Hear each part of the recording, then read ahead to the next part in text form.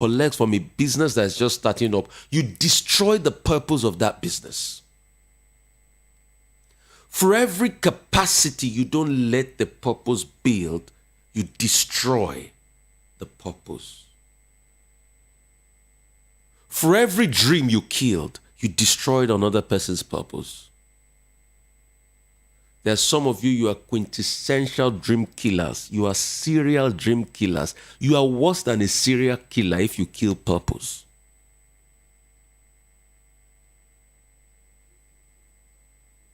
For you, you help tarnish other people's possibility. And you forget that for their purpose not reaching out, then you have destroyed people that ought to have benefited for their purpose.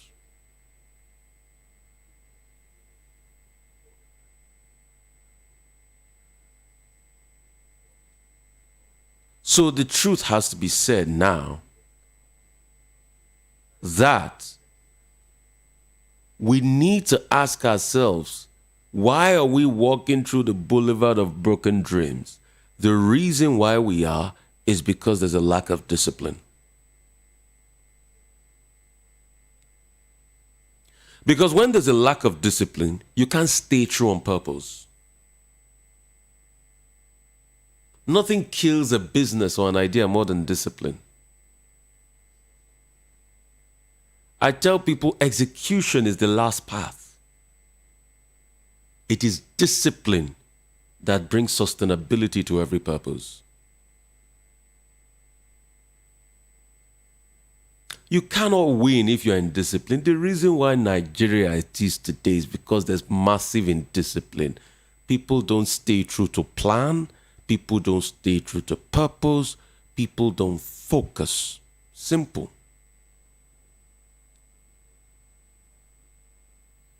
And when there's no cardinal objective, people fail.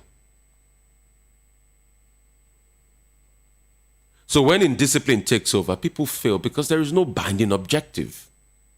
What is the binding objective and what's the discipline behind creating an enabling environment for businesses? Nothing. So when people don't have the discipline to follow through the purpose of creating an enabling environment for businesses, they will be corrupt and collect bribe from businesses they have to support because of their own selfish gains. And by the unenabling environment for businesses, businesses die. And for every business that died, economy suffers. A lot of people say that they are sad at the way the Nigerian economy went down. I look at them and laugh. I said, when companies like Dunlop and Michelin that were employing thousands of people were leaving Nigeria because of poor business environment, what did government do to address that?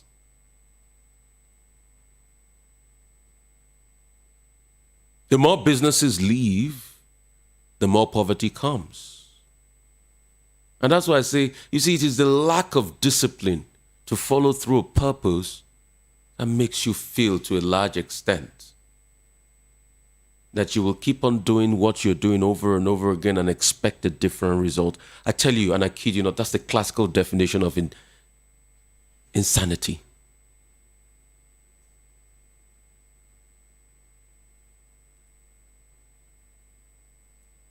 So what are we following?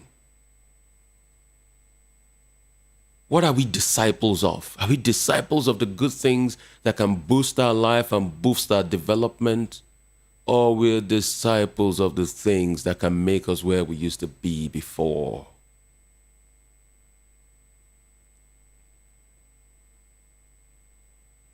Once you're disciplined, you see the big picture. Once you are in discipline, the first thing you ask is, what is in it for me?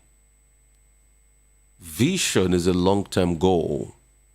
It will not be crystal clear from day one, but discipline will help you walk through the thick forest of uncertainty on the path of vision. The question is, are we disciplined enough? Some people complain, I lost my marriage. You were not disciplined. You didn't see the possibility of building a long-lasting relationship with your family, but you saw the joy and what you call sweetness you got from the side chick more than the possibility of the future of your children. So when your marriage was scuttled, you kept on perambulating like a perambulator, but you forget in a hurry that the reason why a perambulator perambulates is because there's no anchor. And when there's no anchor, there's no vision. And when there's no vision, there's no possibility. The Bible says, my people die because they lack. Fill in the gap.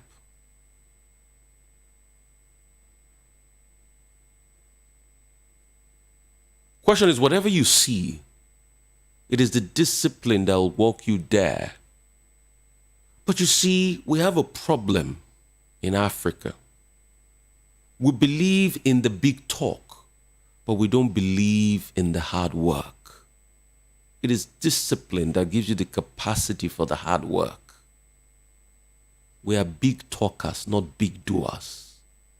See, many years ago, a certain man wrote a book called The Dual Mandate. Go and read that book. Yes, he might be pressed against Africans because Lord Lugard wrote that book. But when you see the clear description of how the way he described Africans and Nigerians, which are colonialists in his thinking, which he called natives, but you will see that we are still very ingrained in that attitude. That's why you see that if you want to catch a Nigerian, ask him the granular details of his plan. He can never give it to you because he doesn't know how to do the work, but he knows how to talk big. And he expects miracles to happen. And that's why you see everything we do, we don't plan, and we have a fire brigade approach to things. When you don't plan, you plan to fail. What makes you plan? Discipline. What makes you stick to the plan? Discipline. That's why you see that most Nigerians don't have a discipline enough to stick to an agreement.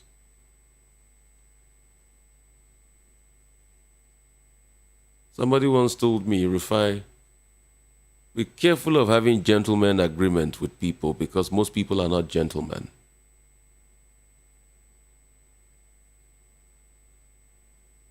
It's because there's an inherent lack of discipline. And that's what you see even in the leadership. Where there are clear goals for how a country should develop, but we deviate from those goals. We don't even have the discipline to use empirical data to lead our nation to a path of development. So it's a possibility that emerges of a country and of a nation of people that keeps going around in circle. What we've lacked is disciplined, forthright leadership. And that is not incumbent on anything, but a disciplined, forthright followership. You can't give what you don't have. Invariably, you can't ask for what you don't possess.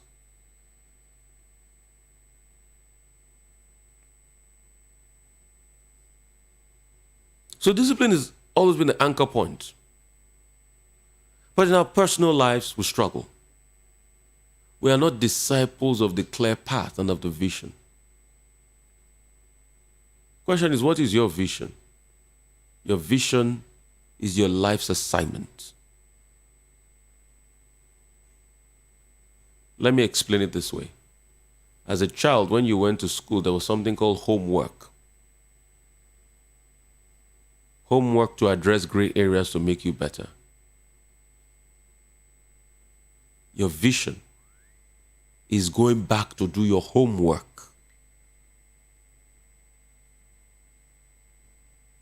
In discovering what God has deposited in you. You see, the thing about vision is, some might not be lucky to discover it on time, but once you get the ingrained capacity to discover it, follow it closely. Some will discover it in their 50s, some will discover it in their 60s. But the question is, are you moving? A lot of people are not moving.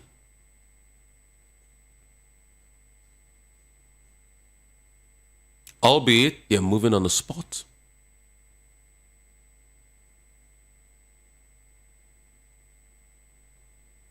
Albeit they're moving on the spot. Because of indiscipline, there's so much activity, but no action. We like activity. Oh, I will do this. What are your actionable plans? It becomes a problem.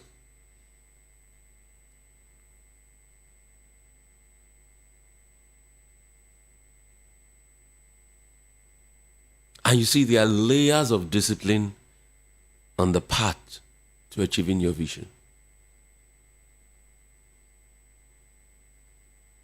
But one thing I can tell you that if you are not stoically committed to your vision, you will be wavy. It is a man that doesn't know his life goals that scores an own goal. Write that down. It is a man that doesn't know his life goals that scores an own goal. Invariably, for a man that doesn't know his life goals, he scores a lot of own goals and anything goes.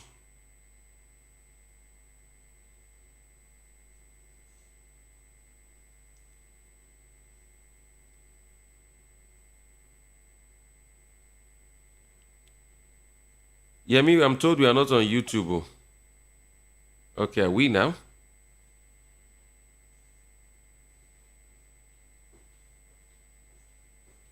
So, question is, how do you now then push on the path of discipline? At first, you need to understand the reason for your goals in life, for what God even sent you here to do.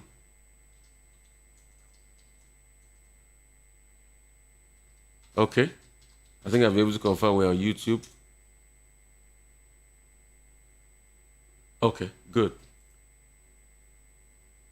So you need to even understand. Yes, we're live on YouTube, so please. Okay, we've got a lot of comments even coming in.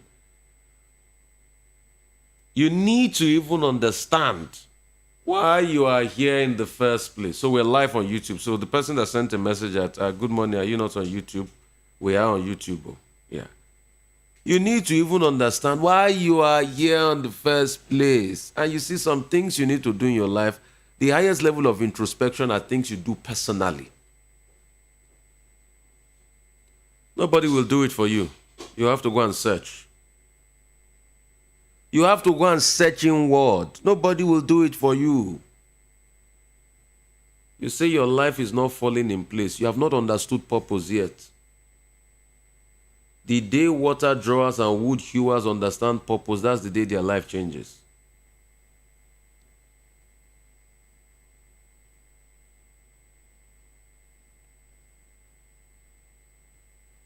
You've not taken out time to understand purpose yet. The day you understand purpose, that's where their lives start to change. So what are you understanding now? Because your understanding matters. Because if you don't understand, you can't apply. What is wisdom? They say, oh, you're a man of wisdom, man of wisdom. It means application of understood knowledge. But you see, in the knowledge train, understanding is the most cardinal point because a lot of people don't understand many things.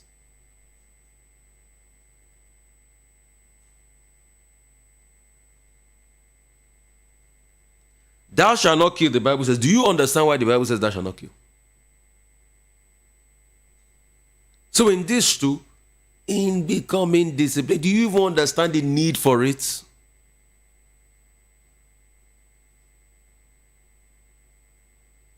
What do you understand? I ask you again, what do you understand? What is your level of understanding? You know, I laugh and say, you know, if the political class understand the implication of the hurt on the people, but you see, sometimes Some people even argue with me. Rufai, yeah, they may probably understand it, but they're just so oblivious of it, they look away from it. I say, they don't understand it enough. Because you can also understand it, but the question is, do you understand it enough?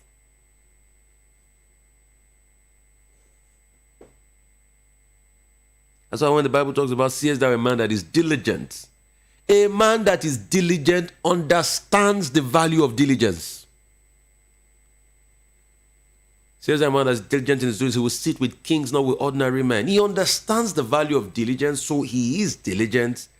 Then as an offshoot of his understanding of diligence, he sits with kings. Miracles become a natural phenomenon in his life. Impact becomes a natural phenomenon. He naturally impacts his generation because he understands consequences. We live in a society where a lot of people are oblivious of consequence of thought, action, and disposition. It is an oblivion that makes you think leadership is positional. It is not. It is dispositional. Positional leadership comes with a regulated and time-bound authority threshold. Dispositional leadership comes with an internal application of leadership with end respect.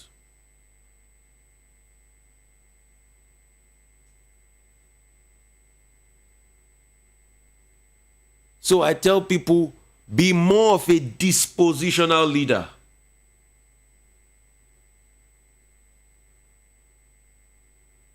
Not a positional thinker. But for you to understand that, you need to even understand the threshold of purpose. How do you understand the threshold of purpose? You need to understand the pathway of discipline.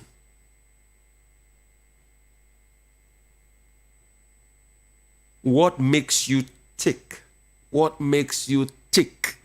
What are the convictions that make you tick? There are a lot of you living your lives today, you are saying, you don't even have a conviction. And when you see people that have one, you jealous them.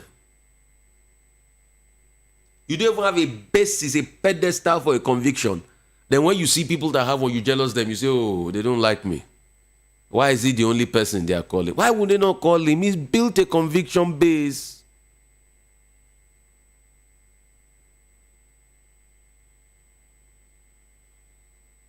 If you fall for nothing, you fall for anything.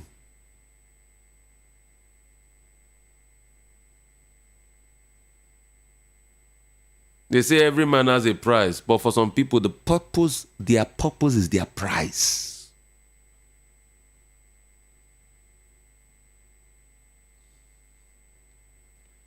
Some people, their purpose and their integrity is their price.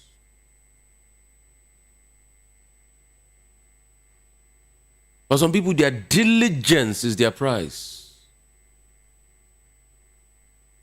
Because for an exchange of the pattern of purpose, you need to pay a price. On Calvary, Christ paid the price. For mindset emancipation, you need to pay the price of diligence and discipline.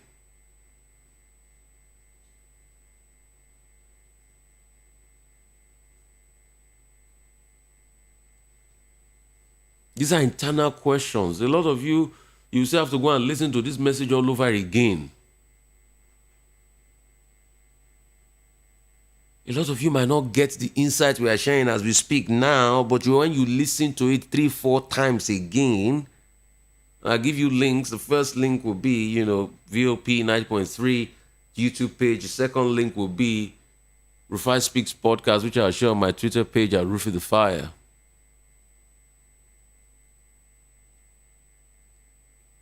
You have to listen to it like 5-10 times all over again.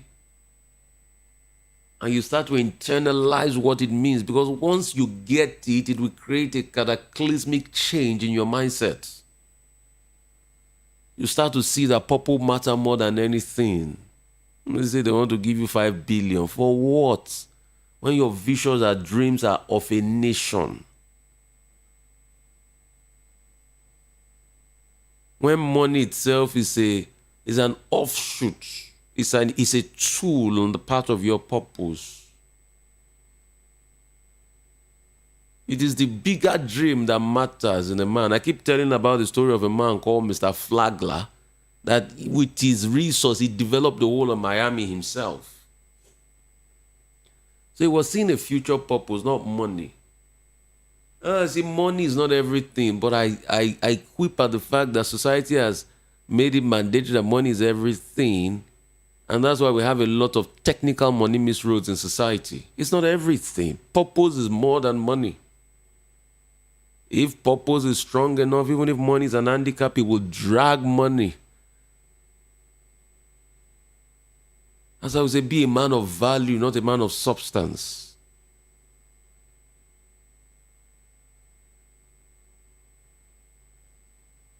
Some people argue and say, money answers all. But does it answer the path to purpose? No, now we've seen money wasted because there was no purpose, because there was no discipline, because there was no alignment. See, if you have money and you don't have discipline and purpose, it's just like having agbano in your money. You guys have a word agbano. It's called a wealth depleter. You start to deplete incumbent resource because you don't have purpose. You cannot plan. You cannot activate.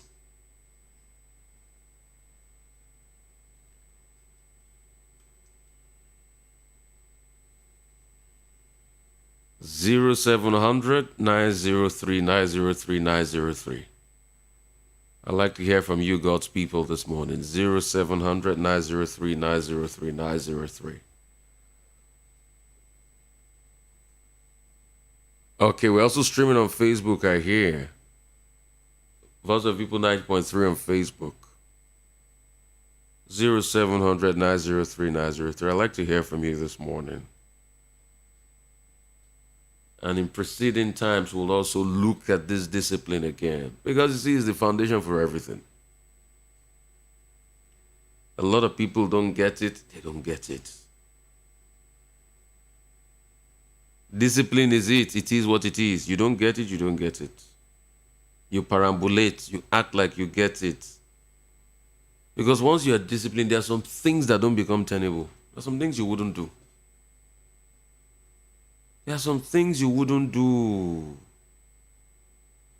No matter the temptation, you wouldn't touch your business money from day one. There are some things you wouldn't do now.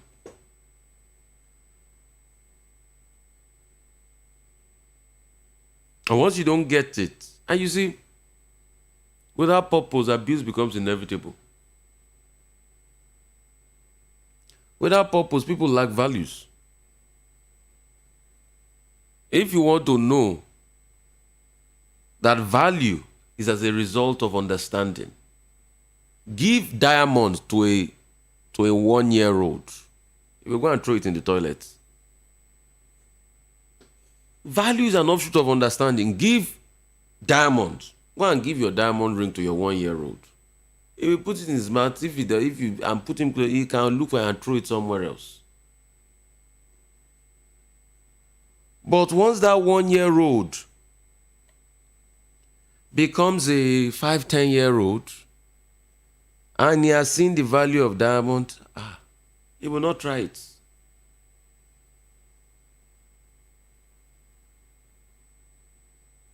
And how do you build value?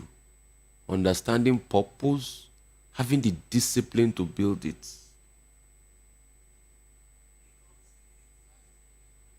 Having the discipline to build it. A lot of people don't have the discipline to build it. It takes time to build. It takes time to build value. This diamond I'm talking about, I'll tell you a little story about the diamond itself. Let me take this call. Lots of people are calling. Hello, how are you? Hello, good morning, Mr. Rufus. Powerful Sunday morning to you. Yeah, happy Sunday, sir. My name is Kazim. I'm calling from Ikeja. Great to have you, sir. Yes, I have two questions for you. Yes. The first question is that I currently lack determination and probably discipline in such a way that there are some things I should have done, but I keep procrastinating and those things are not done. For example, writing of exams. So how can I overcome that particular challenges? That's the first question. And the second question I have is that for we youth, some of us are gradually becoming lonely in Nigeria. Reason being that most of our close friends, colleagues are migrating out of the country. So it now makes us feel that those of us that are still left, we don't have dreams, we are useless or something like that. So I want to ask you, sir, is there still hope for youth in this country, or we rather recommend that if anyone has the means, the person should just leave the country? So that's the question I want to ask you, sir. Two I'll things I'll listen tell from the you. radio. Two things I'll tell you. Number one, purpose differs. They might want to go abroad, but is that your own purpose? As a lot of people are going abroad, still same young Nigerians are creating value here and they are building businesses, as tough as it is. So the question is, who are you looking at? Because who you also look at matters in tandem with your purpose. Not everybody is your example. Be careful. Because we are so quick to do this parakboism. For everybody that is running out there to look for greener pastures, good to them. But there are people too that are coming back to this country with business possibility and it's working for them. Be careful what you look at. If your purpose is to build traction, you keep building. Even if you fail at it, it's not the end. I have failed at so many things in my life. But I keep building. Like Winston Churchill said, I moved from one failure to another without losing a sense of enthusiasm. And many things I've worked on that it didn't work. But it's not the end of the world. If this doesn't work, another one will work. The most important thing is, am I taking the lessons from the things that didn't work and am I moving on to the other one? Those are the most important things in life. How to build discipline? The question is, do you even understand the importance of the exams to your career? Once you understand the importance of the exams to your life, you will do it. I said, now you've not still understood the importance, which is fine. So in building that discipline, go and ask yourself how important that exam is to you. What will it do to your elevated level? And the next thing, how can you quickly do it to be able to gain traction and move on to the next phase of your life? How? How? So once you understand that beat, then it becomes better. See, if purpose is not understood, abuse becomes inevitable. And that's why a lot of people are struggling on the path of purpose. Because you don't get it, abuse becomes inevitable. I've posted the Anchor podcast link on my page at Roof with the Fire, so you can get to listen to the podcast again. So abuse becomes inevitable. So go back, understand the importance, and do the exam quickly. And for procrastination, I tell people, the quickest way is eat that frog. Eat it, my brother. Do it. Just do it. Just do it. Just do it. 0700 903 903 903. Like I said, this is still a message a lot of you have to go and listen to over and over and over again and digest it. Because the cardinal point is understanding of the essence of discipline. Question is, how many people even understand the reason to be disciplined? If you don't understand something, you move around.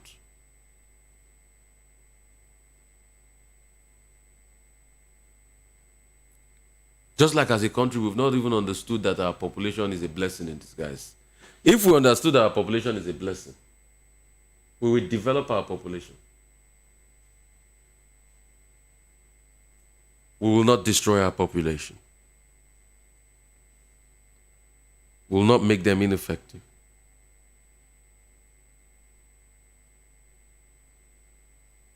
Zero 700 903 903 903. Those are the numbers to ring us up from.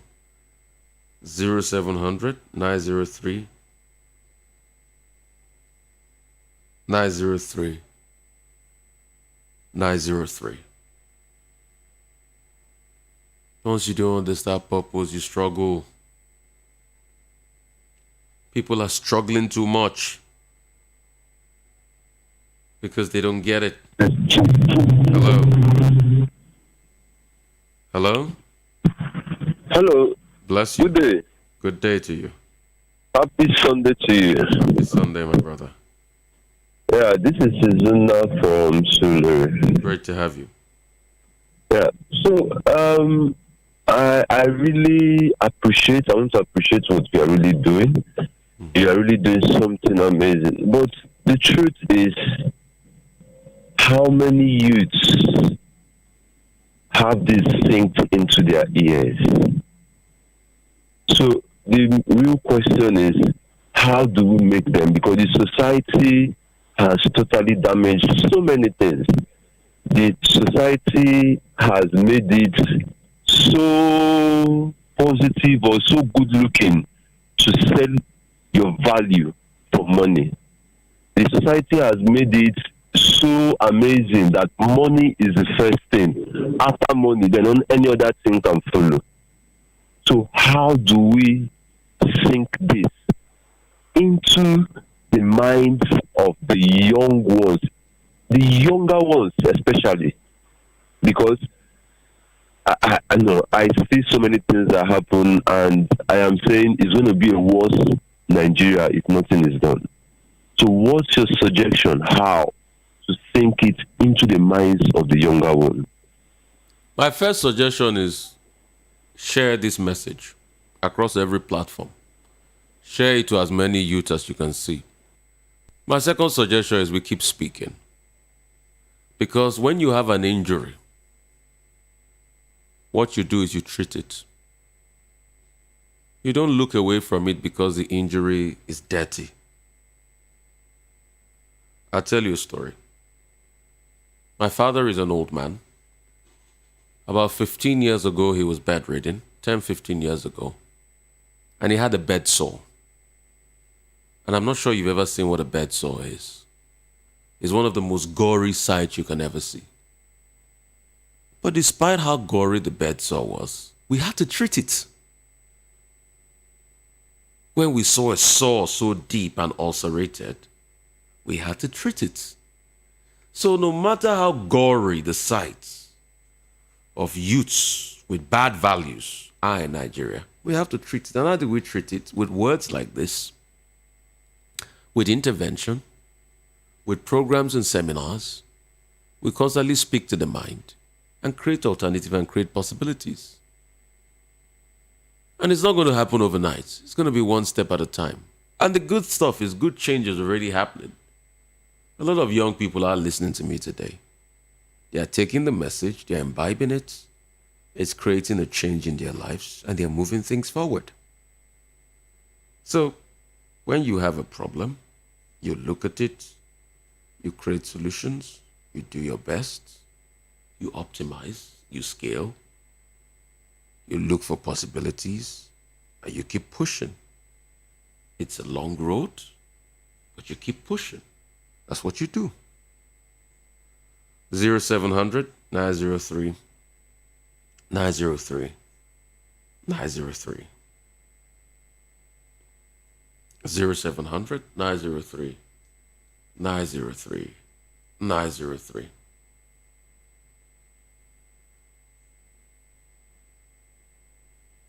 Hello. Hello, Rufai. Thank you. Good morning. Morning, yeah. Yeah, once more, my name is Dr. Amadi from Ikeda. Yeah. If you are diligent and you are disciplined and you have a strong purpose to actualize something in about 2028, and the total cost will take you about 1,846,000,000 naira, and you're doing all you can. When you check this money, day by day, even 200,000 naira every day cannot actualize it. Even 500,000 monthly cannot actualize it. And yet, it is very backed by a very strong purpose. Do I go and do armed robbery to get 1,846,000,000 naira? No connection, nobody, and yet politics is not a childish game. Please, what's your take on this? Thank you. Okay. Let me tell you this. By 2028, the need will have increased because adjusted for inflation, 1 billion will be getting close to 2 billion. On the path to purpose, you take your dreams in little chunks. Whatever you can do now, you do. Whatever path you can reach, you reach. I have come to discover that not everyone will be money dependent. And I've also come to discover that whatever money you need is incumbent on relationships. So the question is, how well are you working on relationships? How well are you selling relationships? How well are you activating relationship? So work on the other things around your purpose. The money will come. Tell you what, that 1 billion that you're looking for in 2028 is sitting in somebody's bank account.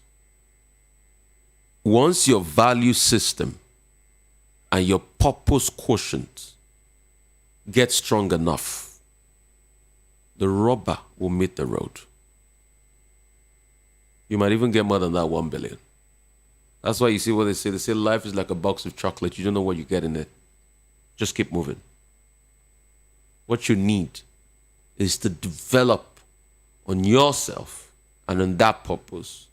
The money, like I always argue, is a tool. And the path for the money will come. The most important thing is the planning and the preparation.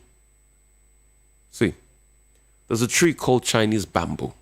We're going to read about Chinese bamboo. Chinese bamboo takes many years to sprout. But once it starts sprouting, it never stops. I got a call from Malaysia. How are you? Good morning. Many years. Hello, good morning. Bless you, sir. My name is Kachi. I'm calling from Malaysia. Great to have you. Got you.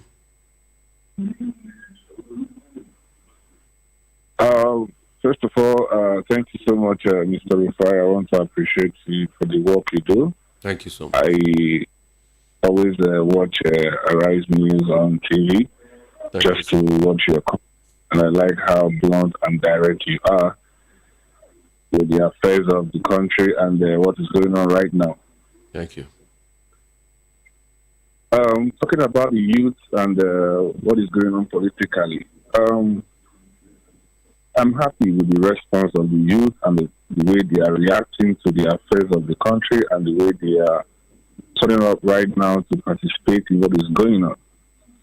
And we need to talk more, like you said. We need to enlighten people more that taking these crumbs of the money they take from these politicians is just going to keep on worsening the situation. We need to discipline ourselves. We need to understand that little actions that we do here and there, impact the life of people tomorrow. We need to understand that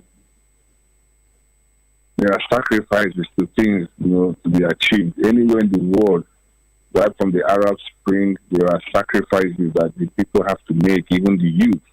There are situations that we saw people setting themselves ablaze just to make an impact. We're not saying anybody should kill himself or set himself ablaze right now, but rejecting these little crumbs to actually send a message to these people that enough is enough. And I don't want to insinuate that they are trying other means by trying to disenfranchise the young ones by not allowing them to register and get their PVCs. But we just need to persist and need to continue struggling and good governance will actually come back to Nigeria. I also want to commend your station for bringing all these men on air. I would like to see people like Atiku them and Tinubu coming out to speak to us. Let's see exactly what they have. We don't want people hiding behind people, to speak. Like Mr. Peter Obi always says, come out and tell us what you want to do. As a journalist, I know you are not supposed to, directly, show your support for any particular political party or any particular candidate. But I want people to look beyond parties and money or whatever it is this time. Let us deal with candidates. And every right-thinking person listening to what you say and your colleagues and how analyses are being done knows the right from the wrong. The truth is always very clear for people to see. I don't know why people most times just want to bend it. The truth is always crystal clear. There's nothing that, covers the truth for it not to shine out. They've used money to suppress all these things all the time, but please, the Nigerian people, the Nigerian youth especially, I want you to this time around, show resilience, show some character, show some, atom of sacrifice and reject all these little things, and let's all be, obedient to our loyalty to the Nigerian state. Because like you always said, Mr. Rufai, what matters is the common man, the common Nigerian. What is the impact of this government to the common man? Okay. It is about I've heard what you said, but don't also forget, everybody has a right of choice. And let people, like I always say, make their choices. That's just it. Everybody has a right to choice. All right? Let people make their choices. What we can just do is to give a holistic and a circumspect view of the conversations in society. And that's what we do every time. So let people make their choices. And it is going to be well with our country. And our country will continue to do well. It will continue to grow. Amen. Yeah. Amen. It is well. Thank you so much. Thank you. I appreciate you. Good morning, Mr. Rufai. My name is Bright, chatting from Senegal. I was listening to the podcast on YouTube, and I felt touched by your words. I have a question based on the topic. How can one get to know their life's purpose? Because one can have a purpose, yet living desires by his desires instead of the purpose. To get to know your life purpose, you need to introspect. There is something that comes to you naturally as a gift to the world. There is no how you'll see it. Then walk in line with it. It's as simple as that. Walk in line with it. Hello. Just walk in line with it. You'll see it. You'll also get it in the place of prayer. That's why I tell people you cannot live your life without a constant relationship with your maker. You need to know your maker. You need to know your maker. Hello. Great to have you. Yeah. Good morning. Morning, yeah. God bless. Yeah. Morning. Yeah, God bless. Yeah. You have Ambassador Musa from Mission. I know Ambassador Musba. Yeah. I mean, and purpose in life. Underline self-discovery, self-determination. I think both of them are working together. Some people don't know the difference between both. I love it just explain to some people and include myself. Self-discovery and self-what? Self-discovery, self-determination. And let me just, I will drop. After I drop, I want to just, like, I'm always, where I find myself, I use myself as an example for people. Everything works against me. Everything. Okay. Everything works against me. And if not for God and self-determination, maybe I could find myself in a Kano street holding the plate. Give me. And then one thing I don't like is that I don't want people to just show me a pity. or maybe no, I don't. That's what I just take up my life. Let's go to the schools. Let's do it together. This is the way. So the two things you want me to break down for you: self-discovery and self-determination, right? Self-determination. Okay, good. Self-discovery is this. Self-discovery is discovering the uniqueness in you that the world needs. Okay. Okay, I'll tell you a little bit about myself. Right from at a very young age, and in a place of prayer, I discovered that there was a purpose upon my life to impact billions in the world. Okay. And I started working in line with it. Radio became a tool, and that's why you guys see that I do radio. Television became a tool, but also I started taking the message everywhere in the world. In 2015, the Holy Spirit helped me to set up a program in London that still runs till today called the Empowerment Series in London. Then from there, I started impacting Europe. 2015, 2016, I did it in France. I did Spain. Then I went to America. And every year I have a global speaking tour. Because I know my essence is impact. 2017, I started impacting through the university community. So I spoke in University of Sussex, University of Oxford, University of Cambridge, and some other universities around the world. And I also went to America to speak. So I've touched America, I've touched Britain, I've touched Europe. Asia is another possibility. And that's why I say this message from me is going around the world. In the change of society, too, television came in. I joined the rise, a lot of people don't know, just 2019 started television. But prior to that time, about 10, 15 years ago, I had done television a bit on a local TV station, OGTV in Ogun State. The essence is to impact. So that's self-discovery. So I have a global speaking network today, and I normally come to Europe, and that's why all the people in America will still have a program in America very soon. I'll take our time, we'll come before the end of the year, and where we'll set up a venue. You partner with me, we'll join up on that, just to impact people. Self-determination is the drive to be able to do it. And trust me, it doesn't come easy. I remember particularly, because my purpose was to impact the world, I would go on speaking tours, and my schedule was so deep. In fact, I remember particularly when I was working on radio. In the radio station I worked before, they wouldn't want to let me go. And I had to go speak. So I will travel to England on Friday night, last flight out. I'll speak at my event on Saturday. As I finish speaking, I'm heading to the airport and take a plane on Saturday night. As I get down in Nigeria on Sunday morning, I'm driving to the studio with all my jet lag to still impact people. And that's why I can tell you for free, I know what I've gone through in life. I've gone through grueling schedules. I remember how I used to go to London on Monday and come back on Wednesday.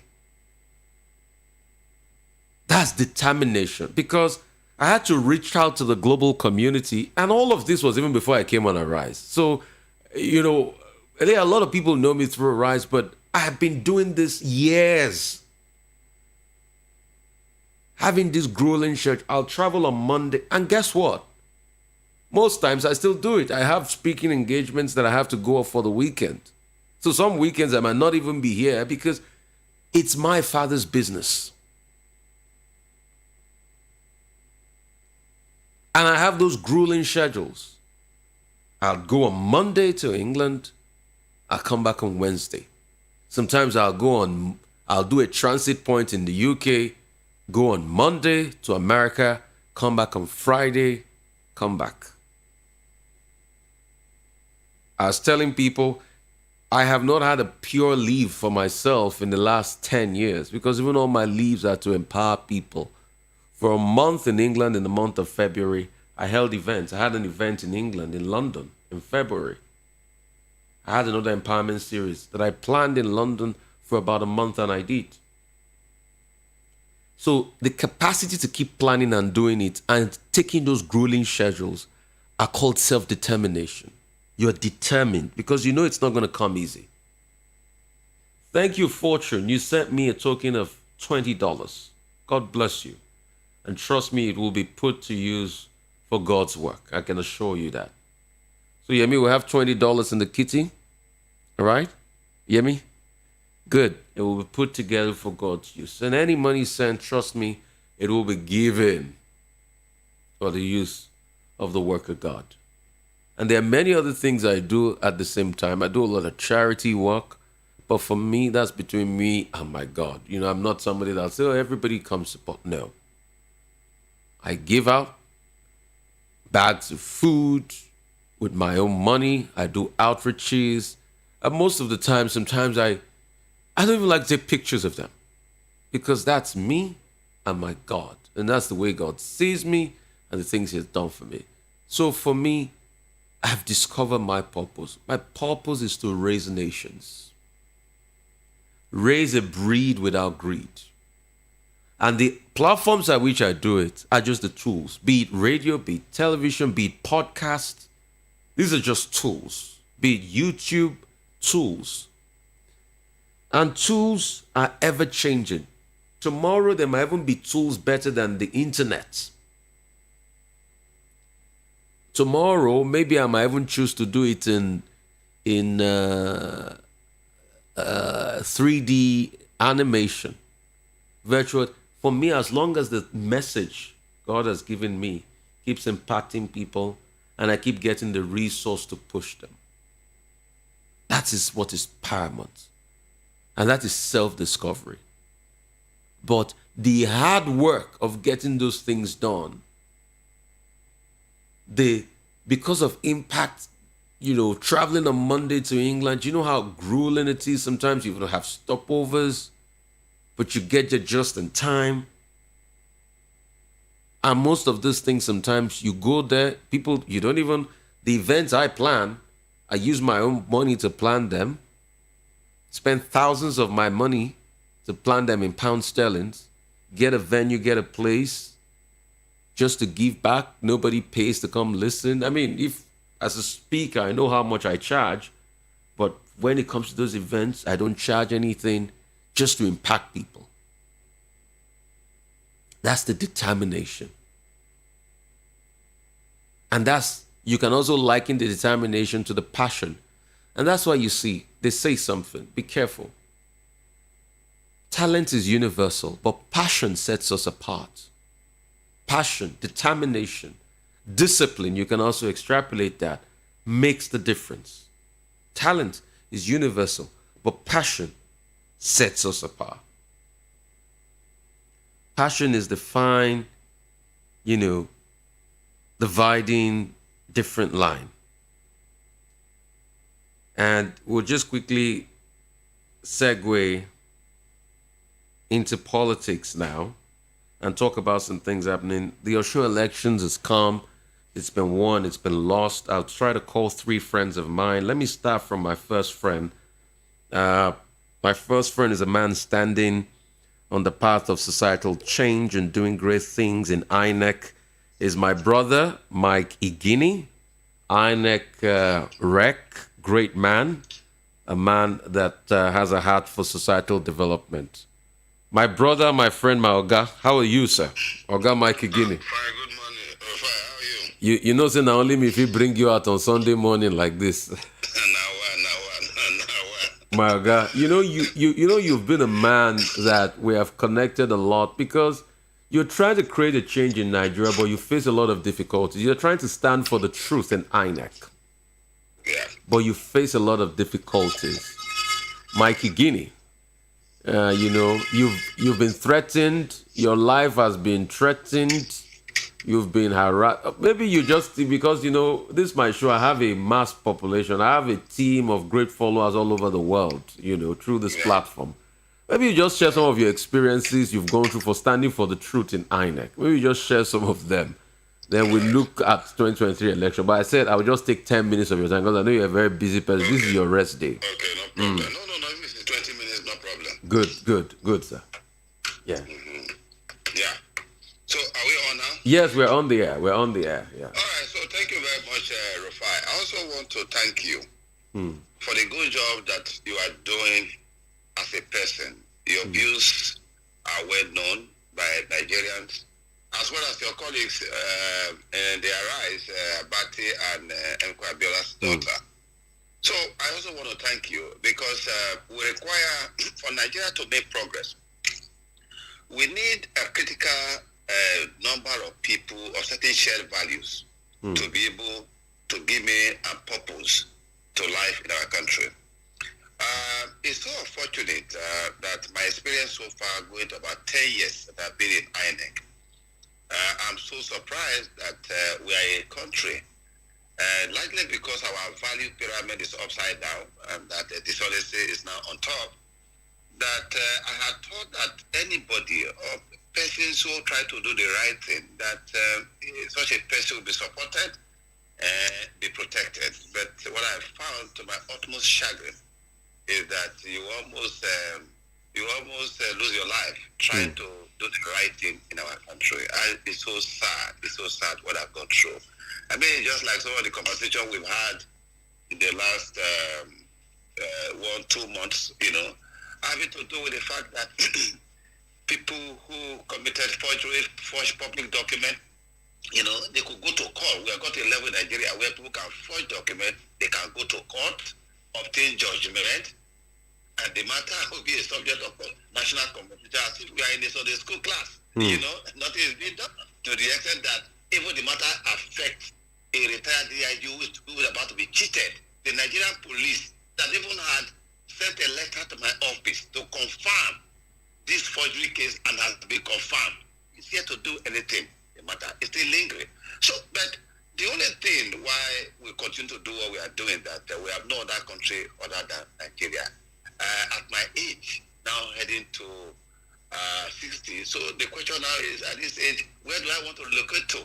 Where will now become a second-class citizen? So we have no choice than to stay back and continue to do what we are doing. Because as a matter of fact, if we give up, if what we have been doing, we are going through this situation, if we don't give up, what will happen to us in this country?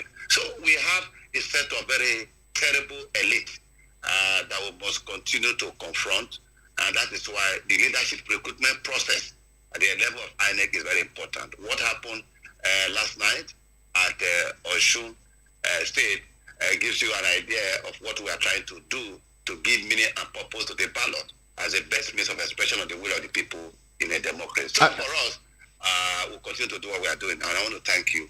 All right, there were a lot of commendations for Osun yesterday. What do you think INEC did differently? Is it the BVAS? Is it that portal that a lot of people can see results real time? What do you think is the joker that INEC did different? And a lot of people are also asking about PVCs. I think you should let us know. Somebody called this morning and said maybe they are trying to disenfranchise young people from getting their PVCs and the likes. So what can they do as regards PVC? And give us all the information on PVCs too. Well, first and foremost, on permanent voters card, as a result, once we commence the true process of continuous voter registration with the commission sometimes on the 21st of April 2017. That was the first time in the history that without actually commence that process of anybody who have attained the age of 18, go to INEC offices and you'll be registered. Now, that process was on all through before the 2019 election. After 2019 election, because of the COVID period, we could not continue that process. Then, of course, by 2021, June last year, we commenced that everyday voter registration exercise. Now, and at every quarter, we do it on first quarter, second quarter, and third quarter. So at every quarter, we are required by the law, we will harvest all the detail, go and paste it for people to make objections, and then they will continue the process of production. And all. That was why those who participated since last year were up to December, we had produced their PVC. And even those who started from January this year, we have also produced some of them, and they are already being taken to the various states. Now, we were not distributing because the very people who are also doing facing the upsurge of more people trying to register because of the earlier deadline for the 31st of June, we're also the one that also will have to distribute this permanent voters card. So arrangements have been put in place to say, look, By the time we are done dealing with people, let's at least register people first and all that. Then there will be time to do what you call the distribution exercise of the PVC that already produced. In which case, we are going to go to the level of the registration area, that is at the ward level. That's where we are going to go to, and we have a total of 8,809 wards across the Federal Republic of Nigeria. Now, this time around, there's a plan by the Commission that INEC staff may not be enough, all right? We know we normally have the youth corpers, who are already in service. So we are going to make arrangement to ensure that anybody who are registered will get himself registered. Now, you all recall that the build up towards the end, as we're moving towards the approaching the 30th of June, there was upsurge everywhere across the country. We responded by getting more machines to the various parts of the country, particularly the southeast, where for a very long time there will be problem of sit at home. More machines were deployed to the southeastern part of the country, and of course Lagos, Kano, and all of that, including Akwa Ibom, where I preside over. More machines were actually deployed to those areas. So now, because of the upsurge, more people are coming, and this is because of the enthusiasm generated, because of the more confidence people are beginning to have in the system. All right. Two, the fact that the choices of presidential candidates for this election are very interesting. The choices are quite interesting to Nigeria in different ways. So people either are so excited to see the emergence of certain individuals, although they don't want to see it to happen. So everybody is registered. And it is very, very good, because that's why people like us in the Commission, we are very excited that we have decried the level of apathy in the country that has been so low. The last 2019 election was 29%, 2011 was 39%, 2015 was about 30%. So the thing has not been going down. So now, what we're looking forward to see for 2023 is going to be a mass participation. The figures are rising up every day. Those who are registering, we are excited about it, because what gives spice and piquancy to the practice of democracy is actual mass and effective participation. It can only be effective when you have a permanent voter's card, when you get yourself registered. That's why your participation becomes effective. You all right? So now we have extended the voter registration till 31st of July. But I want to quickly make an observation here.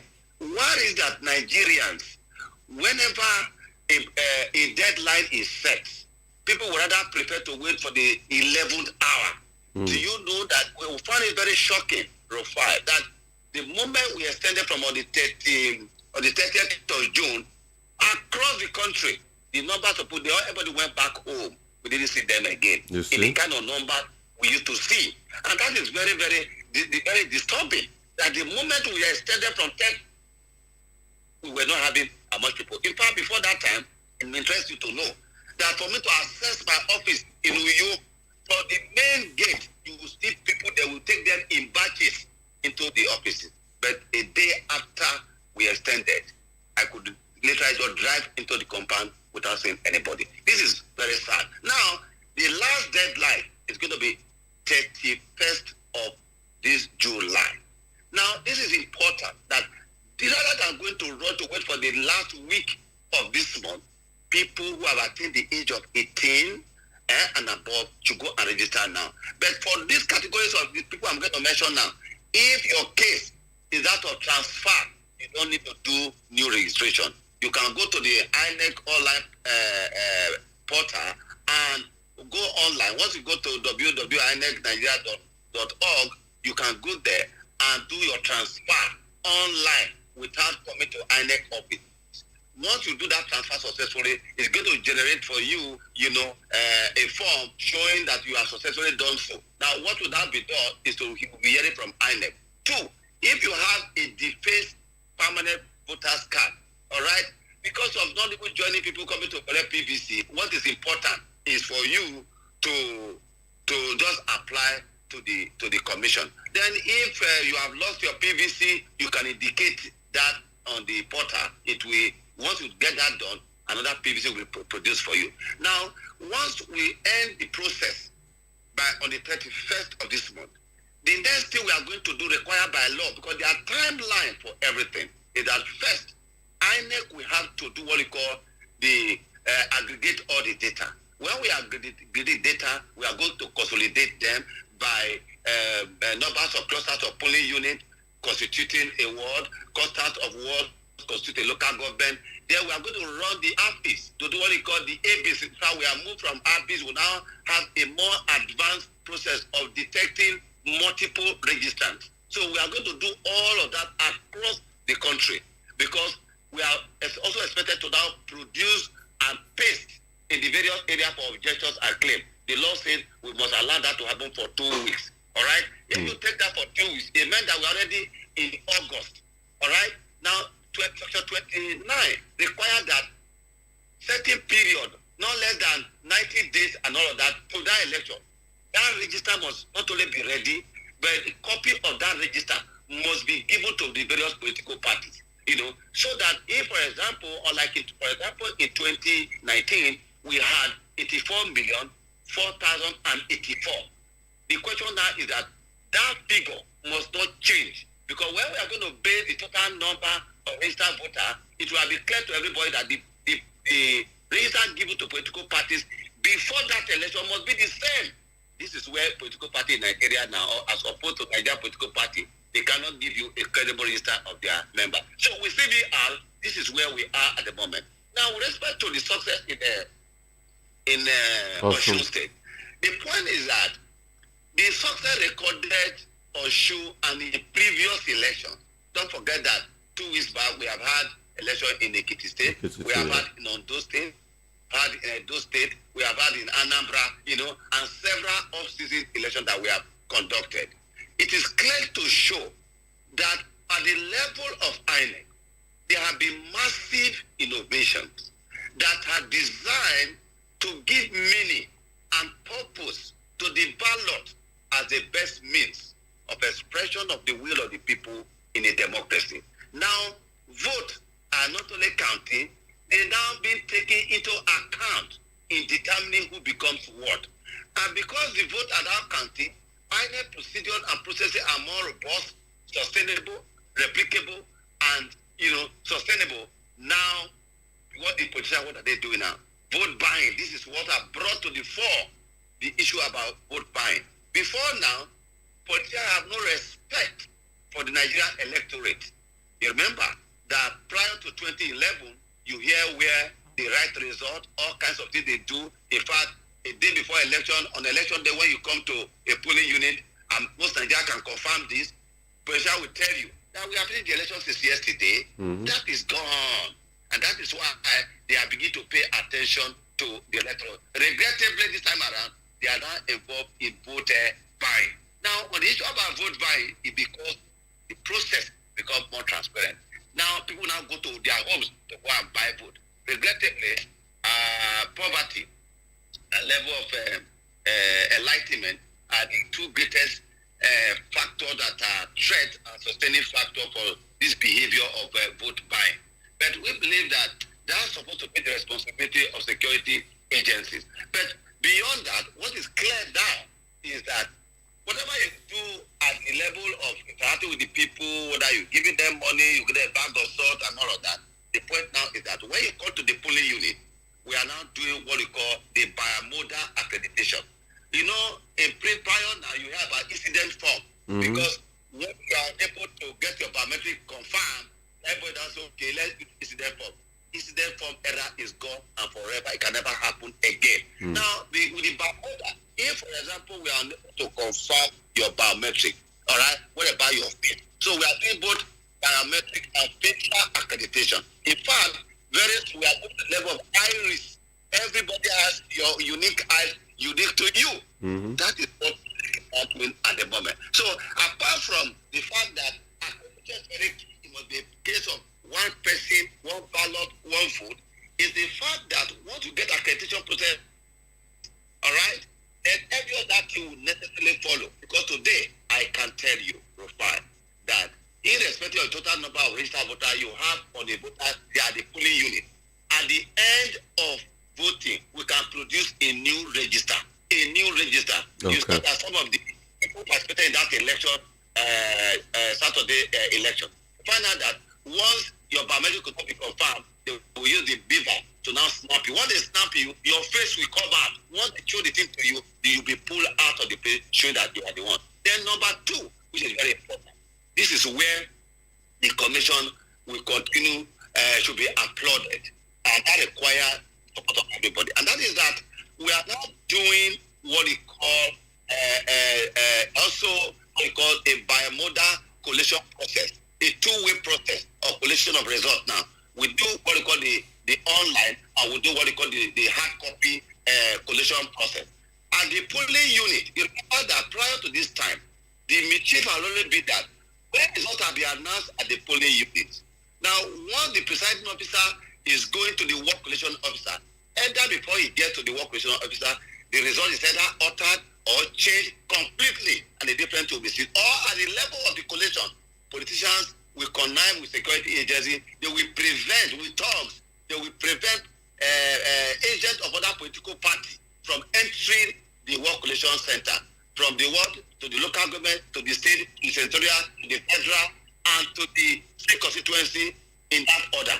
But what has happened now is that the polling unit is now, because our vision is that whoever has won the election in Nigeria should be determined finally and conclusively at the polling unit, and not even the court of law. We want to end the business of going to tribunal in Nigeria. Let the final tally reflect what happened at polling. What have we done? At the polling unit, people talk about we now do what they call the transition into the to the portal. Basically, at that polling unit, what we now do is that once the results have been collated at that point, the scores announced, the presiding officer signs the document, party agent sign, is now going to be uploaded into the cloud. We upload the result, both the figures and the hard copy, into the cloud in the original content. You can have anything there in the cloud. It is domiciled there. Now, the operation officer, he doesn't have to speak to the presiding officer about what has happened there, because the work operation officer has a code to see the result in the cloud, all right, in our portal. He can see it in our portal without speaking to the presiding officer. So woe betide a presiding officer who connives with anybody in coming to the work resource center with a result different from what the work resource officer has seen in the portal. This is what has ended a major area where the will of the people have already been torpedoed by unscrupulous politicians. This is what has killed them right now. And that is why they are now paying attention to citizens now, or unfortunately now, in a negative way, by trying to buy their conscience, buy their choice on election day. Because a vote of a citizen is a public good. It cannot be done with the way a citizen likes. Because even the right to vote is a question of law given to every citizen. And a person's right to vote, it represents a share of citizen public franchise. It will not be sold, it will not be bought. That is why issues that affect everyone like this must not be left to the judgment of individual morality. This is what we have seen happen in Osun in all the elections. And that's what we are going to see happen in 2023. It is those who Nigerians say they want to be a member of House of Assembly, House of Rep, to be a senator, a governor, or president. That will be in 2023. Most of the politicians we are saying, if you know that you are not popular, they will be like the biblical Egyptians that you may not see again. The beavers is the new electoral sheriff in town. Thank you so much. Everything in this country. What I require all Nigerians to support INEC, that politicians must change their attitude so that we can build a society where there will be opportunity for all and responsibility from all. Thank you so much. And I'd like to say a very big thank you to the good job you are doing and, INEC is doing. Thank you so much. We'll still talk after. Thank you so much for obliging me. You're a very busy man, but thank you for honoring me with your time this morning. Really appreciate you. Thank you so much. Yeah. So that's it. That's INEC Resident Electoral Commissioner for Akwa Ibom State, Mr. Mike Igini. I'm sure a lot of people are calling in. Hello, how are you? You heard Mr. Mike Igini there? I heard him. Thank you so much, Mr. Rufai, for everything you've been doing. What's My your name is Akim calling from Canada. Okay, from Canada. Great to have you. Sorry for my voice because it's very late. It's very late here. My voice is not loud enough. No. I just want to say that please, it is extremely important for the president candidate to face the media for interviews and scrutiny. Yes. Yeah, Western, because that's how we elect leaders that want to gag the press. They don't want to talk to us. The country will be on fire. They will be hiding. They'll be sending, additional and all those people to come and face us. If they let the people, like the Western world, they will publicly invite in America, CNN and Fox. They will publicly invite people if you are invitations. They will invite them online. Put pressure. Please, Mr. Rufai, we need you to interview Atiku and Tinubu. Invite them, you and Mr. Abati, please, we need you to talk to them. We don't want to see any manifestos. We don't want to see that. We don't want to talk to representatives. We want to talk to them. Let them come and face us and talk to us. No problem. We're working on it. Thank you so much. We're working on it. And trust me, we are working on it. You can still call us up 0700 903 903 903. A lot of people in the diaspora. Okay, some of these look by me they said copper will only see, nobody will do. I don't know this man, Mr. Mike Igini, but the man is a patriotic Nigerian. He is. You could Google him up. He is INEC rec for Akwa Ibom, and he's done a lot, for Nigeria. You could Google him up. Fortune, thanks once again. He said we share the same birthday. Thank you so much for the gift, Fortune. Of $20. We're getting a lot of gifts coming in by the day. I also want to call somebody real quickly, and we'll see if we can take 3 guests. Then I also call Daniel Bwala to give me his take on the Osho elections. But let me call this man. He's got a powerful story. Let's see if we could give him some minutes on the show today. His name is Sosazero, who's former commissioner of culture in Edo State, and he went through a lot. He was locked up in a prison in Italy. My brother, how are you doing? Great to have you, sir. Yes, good morning. How you doing, bro? Thank you so much. You're live on the radio, so we're streaming live on VOP 90.3. I'll send you the YouTube video afterwards. But I just want us, to tell your story to millions of people out there. You were former commissioner of culture at Edo State, and you went through a terrible ordeal with the Italian legal system. That's correct. Tell me about the story, sir. Tell me about it. Well, thank you for having me on the fight. Yes, sir. I think I've said the story over, quite very disappointed that up to now, we're still going on what's going on with our people in Italy, still going on. On the 2nd of December 2019, on my way on the city to Berlin on the invitation of the Nigerian ambassador to Germany, His Excellency Ambassador Yusuf Mohammed Tuga, about the artifacts, we were having a meeting with the artifacts, and unfortunately I was arrested at Amsterdam, Schiphol Airport in Amsterdam, where I was about to take my transit. Without knowing what I did. You were arrested in Amsterdam. Can you hear me? Hello? Okay. Maybe I'll try to dial him back. Mr. Sazero, former commissioner for culture. Great to have you. I have you back. Former commissioner for culture, Edo State. So you said you were arrested in Amsterdam Schiphol, right? Yeah, that's correct. Yeah. I contacted the Nigerian ambassador who invited me. He contacted his colleague, and we tried to find the extradition. It was not possible, and I didn't even get support of the Ministry of Foreign Affairs because I didn't have a diplomatic pass then, and the court just requested a letter from the Ministry of Foreign Affairs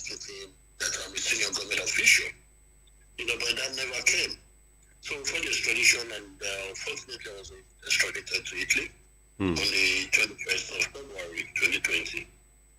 You know, and we went to court on the 9th, and I was asked to be released by the court on the 12th of March, only for the prosecutor to issue his prosecutorial arrest warrant and kept me in prison.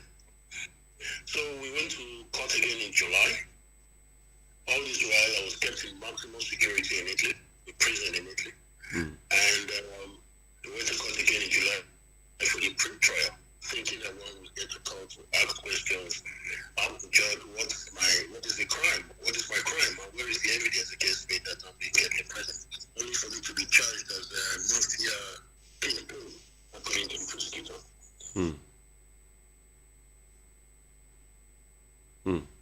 Hello? Hello?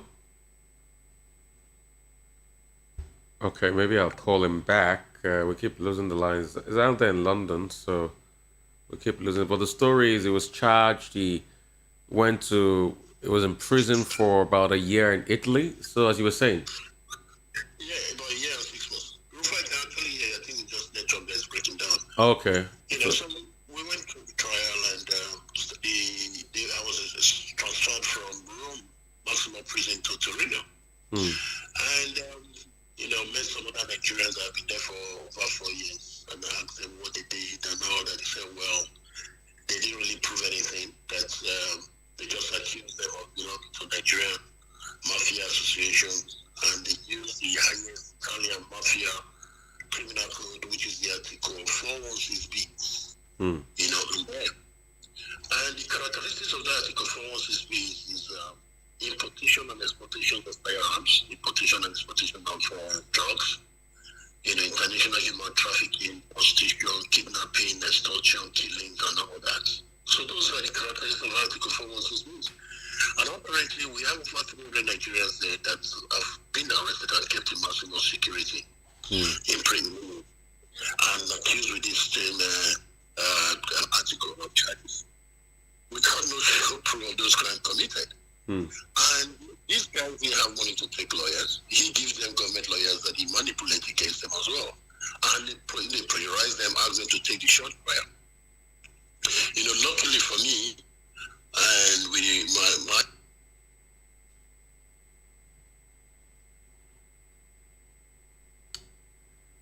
Okay, I think the signal. Okay, I think we're reconnecting. So it said, luckily for you. Oh, okay, we'll try to reconnect to him. But the most important part of the story now is he now has sort of like a movement to get a lot of Nigerians that are illegally jailed out of jail in Italy. Hello, as you were saying. Yes, as luckily for me, I took the long trial. And even though it was very expensive for myself and my family, it cost us over £56,000, you know, for lawyers, just to pay the lawyers, legal fee level. But these other Nigerians that have been in Italy, that have been there, he give them government lawyers, manipulate the lawyers. So we went to the trial, and on the 24th of November, we went to court, and the judge now asked him, where is the evidence that you have against me? And you call him. Only for him to present a forged manual as his own physical evidence in court. You know, so we went through the trial, and eventually, after 1 year, you know, got elected. And, you know, after I was released.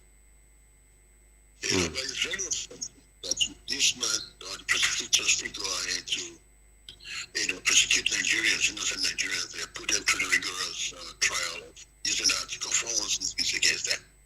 Okay, so a lot of Nigerians are illegally prosecuted now in Italy. So what can, because you see, why I brought you on this show is that we have a big diaspora community that listens to this show. You know, what can we do? I know you started a movement. You've protested in front of the Italian embassy in Nigeria. You've done some protests. I mean, how can we push this movement forward to release a lot of Nigerians that are jailed illegally in Italy for doing nothing sometimes?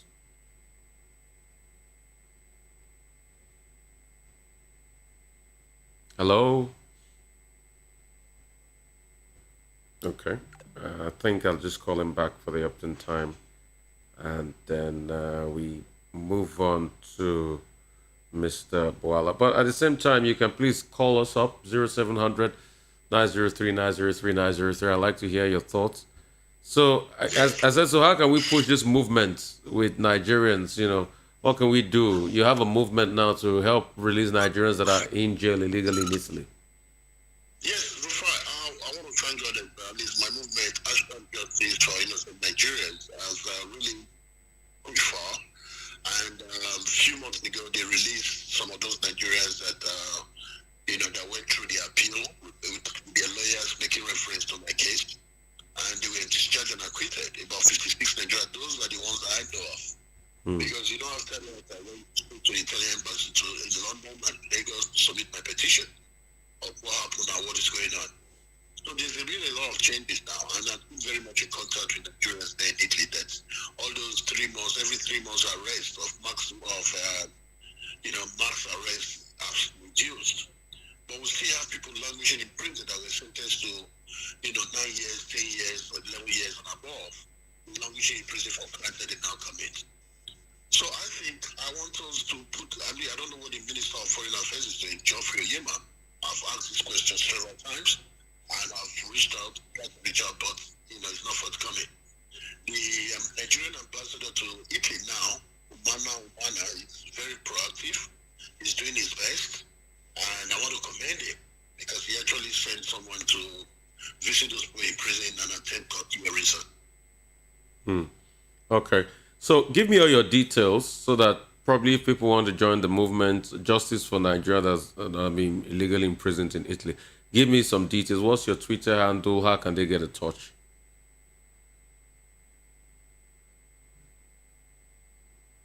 Hello?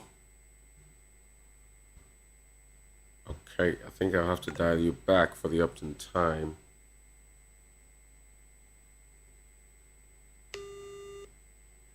Yeah, so just give us your details as we'll wrap it up. Give us your details.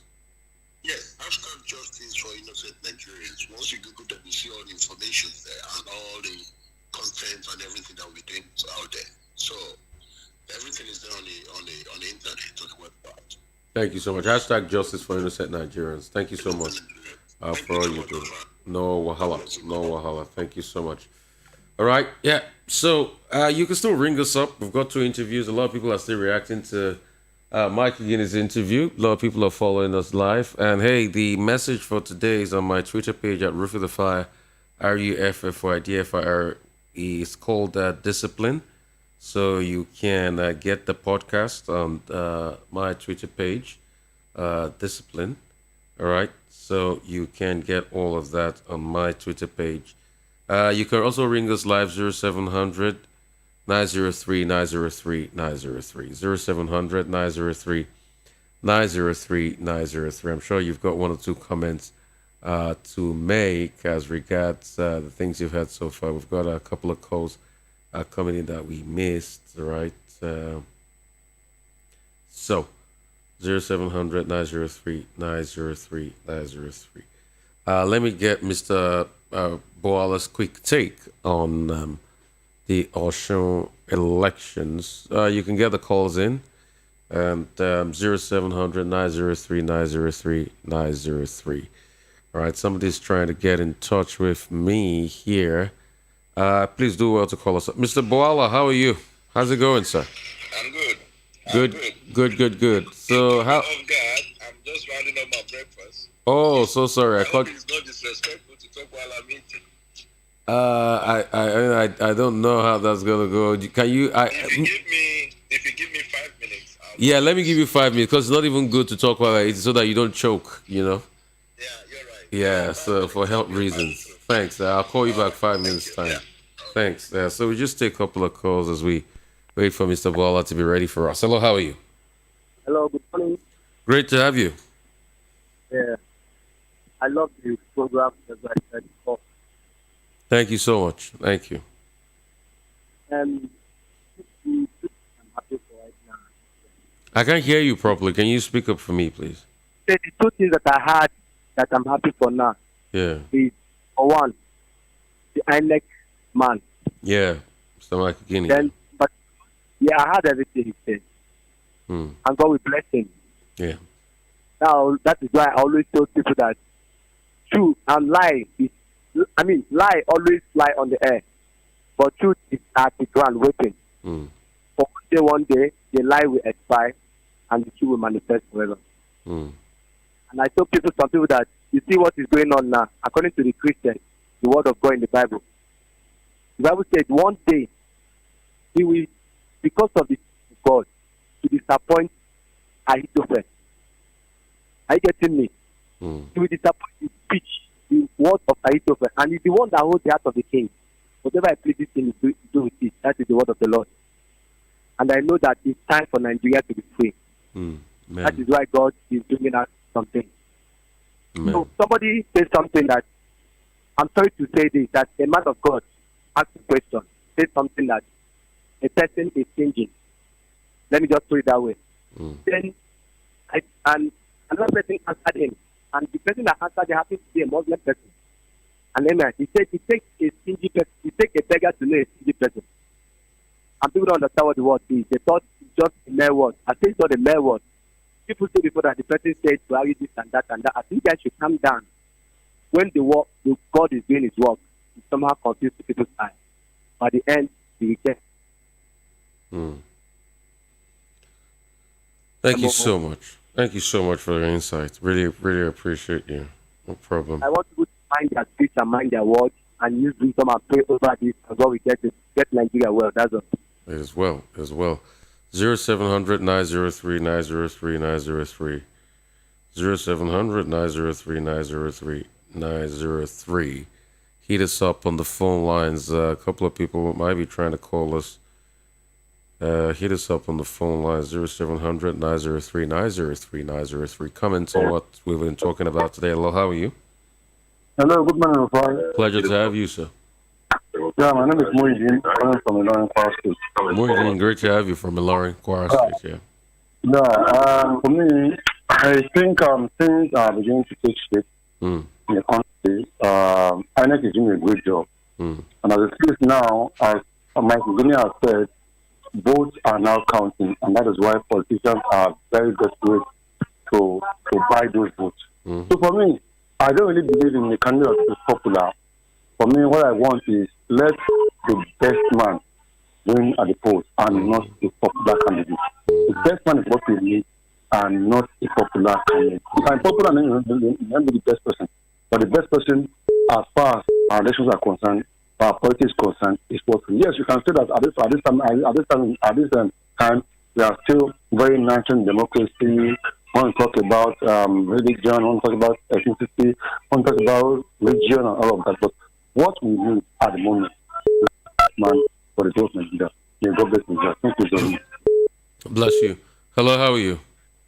Yes, sorry, I called back. My name is Victor.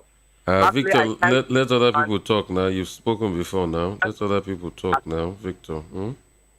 Doing something to release innocent people Victor, let other people talk now. What do you think? I said, what do you think? You've spoken before. Let other people to have their go at it now. God bless. I just want to thank God for the last guy. Thank you so much, Victor. Please let other people have a go. And in all of this, let's be considerate of other people too, huh? Hello, how are you? Hello. Bless you. How are you? Good morning. Good morning. Yeah, morning to you. My name is Mr. Biga Ibekwe. Yeah. It's just unfortunate that we are running a country that does not care so much about its citizens.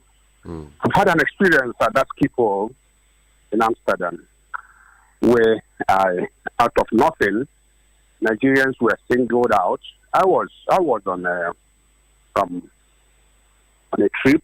I was not going to Schiphol. I was not going to Amsterdam because I took KLM flight. And when we got to Schiphol, when we got to Amsterdam, they singled us out, Nigerians, placed us in a room, and we are going to spend about 4 or 5 hours to connect to our next flight going to Southeast Asia. And some of us got agitated. Why were we singled out? You know what they told us? Africa, we were Nigerians. And what's wrong with being Nigerians? We tried to contact our embassy at Hex and all those stuff, and nobody was concerned. The government officials were not really concerned. Nothing happens to you abroad, and then some of the officials are so lackadaisical, so not my business kind of stuff. Well, what is happening? It is indices of a failed nation. When a country is not being run well, the citizens are subjected to lots of embarrassment. I remember sometime watching a movie, the rescue of Sergeant Yan. Sergeant Yan is a movie, quite alright, but it indicates and shows you what a country does when its citizens are maltreated abroad. Sergeant Yan he went on Vietnam, only one sergeant, the war had ended, but America insisted and compelled and worked and rescued a single sergeant. Involving lots of funds. Lots of logistics, Yes, that is how countries are run. But here, nobody cared for us. That's what we're trying to change. You can say that's why we do all these things. Why an innocent citizen could be accused of nothing, imprisoned for 1 year, and nobody. Shall I even shock you? It wasn't an innocent citizen. As at that time, he was a commissioner for culture and tourism in Edo State. And commissioner, he was a very high commissioner. Yes, he was a senior government official. This now, was a let this happen to a country that is a country. The whole the Italian ambassador will be recalled.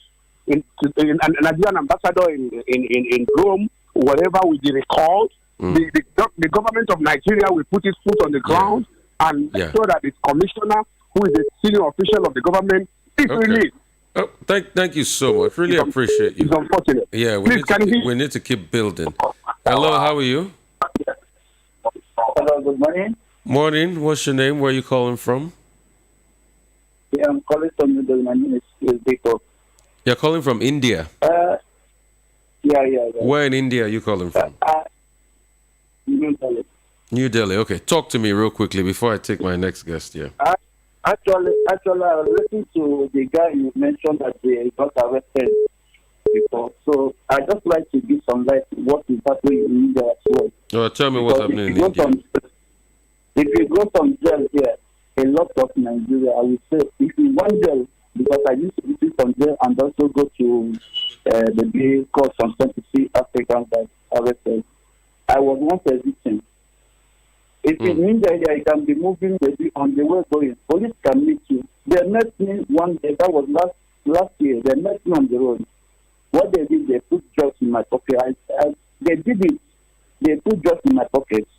They requested money from my hand. That money was up to 3 million naira. So I told them I don't have money and I cannot pay for what I don't know. So luckily I have India girl as a friend, and also I have advocate as a friend. So I called the girl. So when they are talking, I make a record. So the record, they find out that the record I sent to my lawyer is when they are demanding for the money and when they're speaking English about how they bought the drugs and stuff. That is how they're listening. That's how they're listening. They took all my money, my wallet, everything, they're listening and there. So if you go to jail here, you see a lot of Nigeria. So the Indian police just arrest Nigerians and put them in jail and extort them. That's what they do. I'm just telling you what is going on here. Okay. On the way, along the road here, you can see a lot of Nigerians. Inside, I used to go last week. I was in jail. I visited people in jail. Even next week, I will talk. Okay. So, we lost that. But we will have to follow up on that thing happening in India, because this is the second time I'm going to hear it. About how Nigerians are just being illegally arrested and put in jail in India, and they're extorted and all sorts. Let me try to reach down at Bwala. He'll tell us why, he left the APC, if he's done with his breakfast. And he'll also tell us a couple of other things. Okay, somebody's calling him from the UK. Hello, okay. Hi, how are you, sir? Yeah, good morning. Good morning. Please, Daniel, just hold on, I'm just please. watching... Hold on. Somebody's calling him from the UK. Hello. Okay. Hi. How are you, sir? Yeah. Good morning. Good morning. Please, Daniel, just hold on. I'm just watching. Hold on, please. Already. Hello. Okay. I can hear you. Go ahead. Go ahead. Because I have Daniel Bwala on the line. Yes, I want to make a point. I've been a fan following Mr. Rufai on Arise TV. Pleasure to have you. Yeah. And I'm happy to see his radio live. I just wanted to make a point. Yeah. Regarding the politicking in Nigeria at the moment. Yeah. For example, the impact of INEC and the impact of other citizens. Yeah. What are they doing? Anything? We in diaspora. Okay, diaspora. Other countries. Yeah, diaspora voting, right? Yeah, diaspora voting, because we need to make an impact. We know what is going on in Nigeria. We want to come home. We want to come home. What's the point? You know, because a lot of people back home, for one thing or the another, they're beginning to wake up to things. We have woken up to things long time. Okay. We want to make an impact. I get you. Turn down the volume of your radio set. I have to go now. Let me take Daniel real quickly, but I get your point on diaspora voting, and I will talk about that. I can assure you that. Thank you so much. Thank you so much. Thank you so much. Mr. Daniel Bwala, pleasure to have you. So sorry for keeping you waiting. I would like to know why you left the APC, and secondly, would like to have your take on this Osun election. I know time is fast spent. We just got about 5-10 minutes till the end of the show. Real quickly, talk to me. Right. So you left the APC. What are your arguments? Yeah. I left the APC because I didn't think that it would be morally right for me, who was already earmarked to be the spokesperson for the presidential campaign, to go about advocating for a Muslim ticket in Nigeria. And I did that because personally I've had meetings with the critical people in the party where I stated this. I not only explained from the perspective of faith-based alone, even on the ground of permutation and everything, but it fell on deaf ears. I just believe that Nigeria is not right for that. Since 1999, everything has changed. We are polarized, and the fault lines are getting enlarged every day. And I knew that a Muslim ticket would not deliver Asiwaju as the president, for sure, because there will be a lot of backlash. A lot of Muslim brothers also do not subscribe to it. The president was reported to have advised that the ticket be balanced. So there was no unanimity around that decision. And then when he did that, you remember he also said he appointed the vice presidential candidate purely on the basis of competence. That also riled up the base, because then you now bring to fore those people who could have been considered. Someone like Boss Mustafa, secretary to the government of the Federation, with full knowledge and experience of the workings of government. You indirectly term him as incompetent. Honorable Dogara, former speaker, former number 4, and someone who has led the National Assembly with contact, alliance, and connection, a young man with vibrancy. You also term him as incompetent. Even among the Muslim governors that you consider, if competence was the issue, El-Rufai, there was no way this chosen one would have come close to El-Rufai. So it sent a mixed message. And for me, I made the decision because principally my activity in APC is that of advocating and defending the interests of the party. I can't find conviction in doing that. So that was the reason why So what do you think affected the APC in the Osun elections? It is quite clear. The Muslim ticket riled up people. Now let me even give you this perspective. Even though Adeleke also chose a Christian, and it was a Christian ticket, which I don't subscribe to it, but I can almost tell you with certainty that Muslims voted for Adeleke the same way Christians also voted for Oyetola, if you look at the population of the people and the way the voting went. But I think that the people in Osun wanted to react. But a lot of people keep making this argument, you know, that there are a lot of Christian tickets in the Southwest. So why is it not balanced too? What do you say to those arguments? And don't forget the words of Ganduje that said, okay, Oyetola will have been the last Christian Muslim governor in the Southwest. You know, that's why they should vote for him. So what do you say to all of those permutations? So he is one of those people riling up religious and identity politics. I'll give you an example of the South. Let's say you take Anambra. nobody would have shown interest in becoming the deputy governorship candidate of, say, Soludo.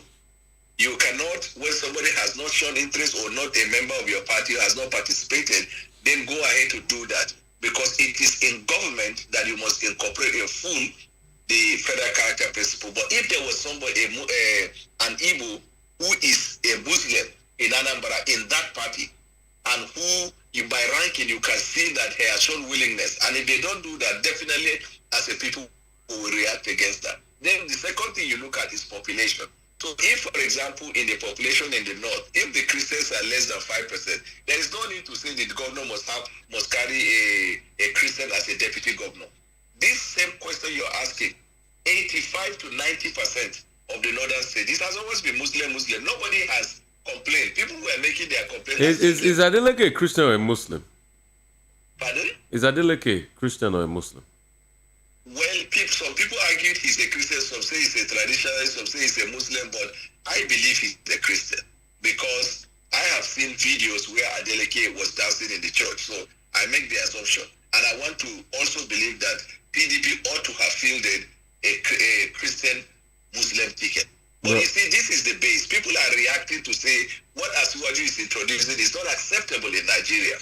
And this is a litmus test to the presidency. Why? Because he is from Oshun. BC Akode is from Oshun. Omishore, the national secretary, is from Oshun. The incumbent governor is from Oshun and an incumbent governor. And in PDP, they lost in 3 cycles. Ordinarily, that being the strongest base of Asiwaju, by no means should have gone to PDP. But this is just a sign that if in your own stronghold, that idea was rejected, that gives you the picture of how it is viewed across Nigeria. So what you're saying now is that it's the Muslim ticket that hamper the chance of Asiwaju, not the popularity of Adeleke. Because a lot of people are saying, so this is what the other camp is arguing, that it might just be the popularity of Adeleke and also the infighting in the APC. Don't forget that people like Rauf Aregbesola were not there on ground. You know, they had fought with Bwala Tinubu. And also, there were a lot of mass, defections from the APC. Even the last one that run another Labour Party was probably an APC, person. So a lot of people are saying it's the infighting. So what do you say about those arguments? Because you are saying it's the Muslim ticket. But some are saying it's the infighting with, Infighting may be a factor, like all other factors that we've mentioned. But if, for example, the religious line that Asiwaju's conduct is drawing, even if I am fighting you, I would have said for solidarity for my faith, I'm going to vote for you. And that means he would have still reaped about 70 to 80% of Arebeshola's people and these other individuals who are having the infighting. But Nigerians are not as daft as politicians are portraying them to be. Just like the argument I made about the North.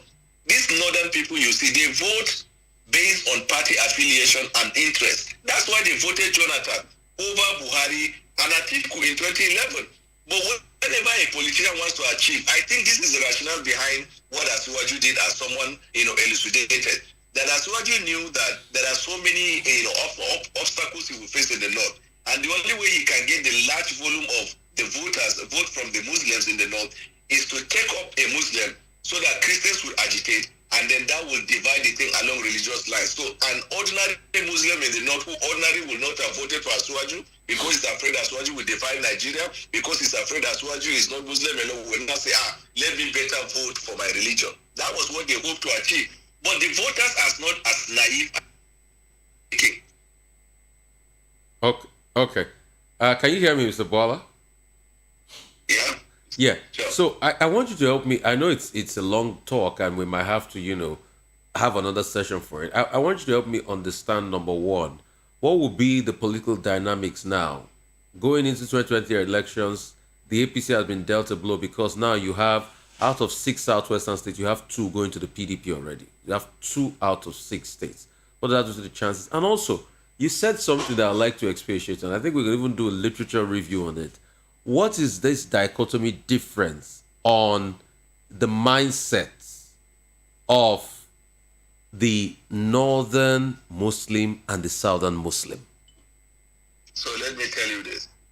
You know that question is a joker. Yes, I get it. But you see, the imbalance that Asiwaju is introducing is not the biggest problem he has in the North. This agitation by Christians in Nigeria saying what you did is wrong. It's not his biggest pride. Let me tell you what Asiwaju is facing in the north. There is a widespread belief among the northern Muslims that Asiwaju is not Muslim enough, and he has not established really that he's the default Muslim. Yes, widespread perception. So somebody cannot be Muslim, is not Muslim enough? But he goes to the Hajj, he goes to Umrah, he goes to his, or is it just that dichotomy that somebody from the southwestern Muslim is not Muslim enough? That's why I'm asking for that understanding. No. For example, they can't say that to Arebo Shola. Okay. They have never mentioned that. You have had clerics. This thing I'm saying is not like I'm cooking it. You have had clerics saying that. They can't say that to Arebo Shola, for example. Secondly, there is a widespread perception, rightly or wrongly, that Asiwaju will use restructuring to divide Nigeria. And if there is any part of Nigeria that will not live to see that is the Northwest. Thirdly, there is a widespread perception that Asiwaju has earmarked certain people in the party to deal with when he becomes president, such as one, the national chairman. Two, those people that run on the platform of the party against him. There is a widespread perception that Ahmed Lawal, the force behind Machina not stepping down, is Asiwaju just to render Ahmed Lawal irrelevant. There was a widespread argument that the Southwest governors that visited Wike the other time, they did so as to invalidate the influence of Amechi, because ordinarily Amechi should lead that delegation to them. There is also a widespread perception that Asiwaju is taking the shine away from the president because he's just a flag bearer, has not won the election, but has diverted attention from the people in the party to himself. So you see, all of these things are party issues that will affect his base, the political party where he comes from. And unless he consciously work towards dealing with this before the election, it might affect him internally. Then you now stretch it to the outside where people will be looking at not just Asiwaju but APC and ask themselves questions. But a lot of his people still argue that his base is strong and that this was just a blip, a cog in their wheel. I mean, because I've talked to a lot of, his people, and they keep arguing that this is just a cog in their wheel and all of that, that they'll bounce back. That even when you look at the difference in the numbers, it's about 15,000 thereabout. What do you say to those arguments? Well, from the record, I think it was close to 40,000, but let's assume it is 15. Ordinarily, 375 to 403. That's about 25K or something. Okay, so of all the states in the Southwest, the state that Asiwaju should not lose, even if he's sleeping, is Osun. You recall Ekiti.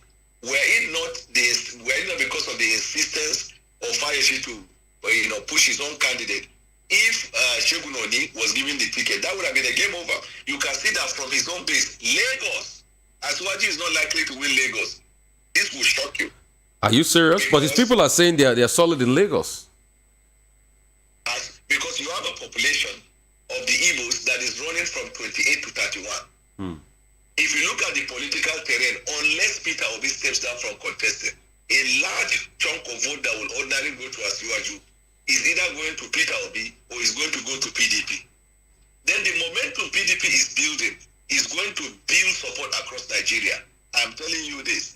So if you look at the permutation, you might be tempted to say the president of Nigeria by 2023 might be Atiku. In fact, you might be tempted to think that the real contest now has come down to Peter Obi and Atiku, because unless Asiwaju deals with these issues that I mentioned, and I was in the APC, I relate with people. I was his die-hard supporter, so I was always advocating for him, and I knew the issues I was always confronted with whenever I talk about his issues. But Mr. Bwala, a lot of people are saying that, is it probably because you've left, that's why you're saying all of this? So now all you need to do is to Google and check through all of my views before I left. I am the type of person, I'm not hypocritical. I will first sound an alarm. If you go to my official Twitter page, I put it there. I said I love Asiwaju. It's not something to run away. I say I love an official advert so much. I knew they were setting him up to fail with the same paid ticket. I cried out early. They didn't listen. Osun is the stronghold. He has the route from there. Bisi Akonde, Omishore, and the Kumbel all are from that place. So I am up till date. I have not said anything against it. And since I left Nigeria to London, I have talked to the two major ticket bearers of the same APC.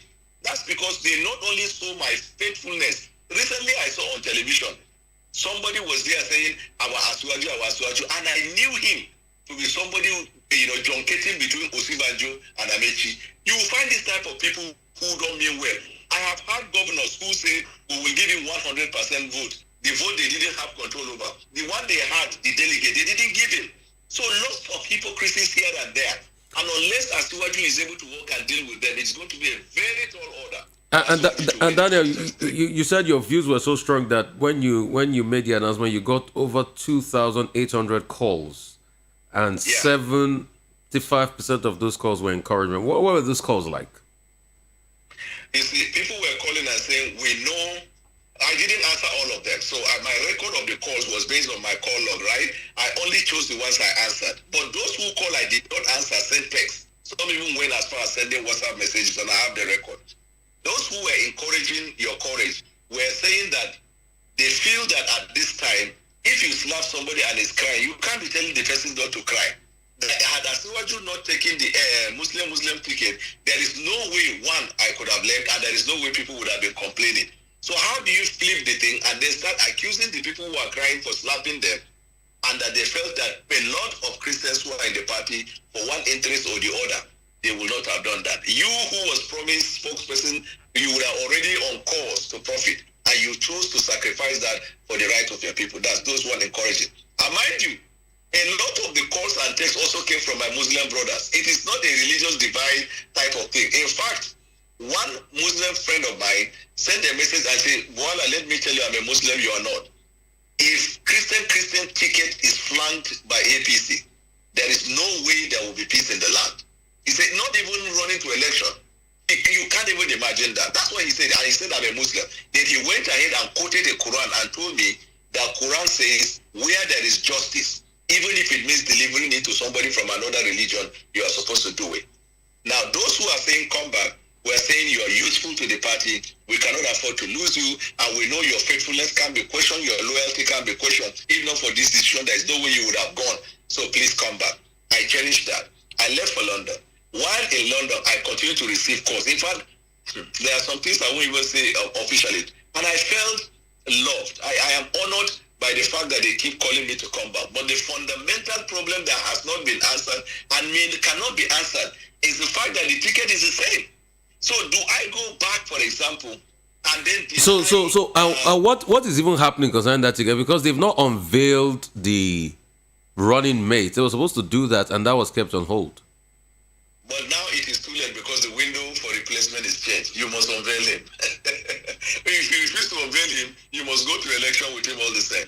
INEC does not recognize unveiling. Unveiling are just ceremonial issues by political party. The recognition of INEC is all the flag bearer and its running mate. Their details must be submitted to INEC on before the 15th, and the 15th is passed. I'd like to ask, what's the mood? Have you spoken to them? Your friends, across board after this Osun election. What is the mood? What are they saying?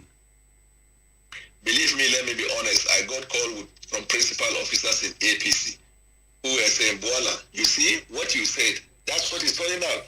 And in fact, some of the things I told you, was one of the stakeholders that said, he said, I know Muslims voted for Adeleke and Christians voted for Oyetola. So it is not like a religious war thing.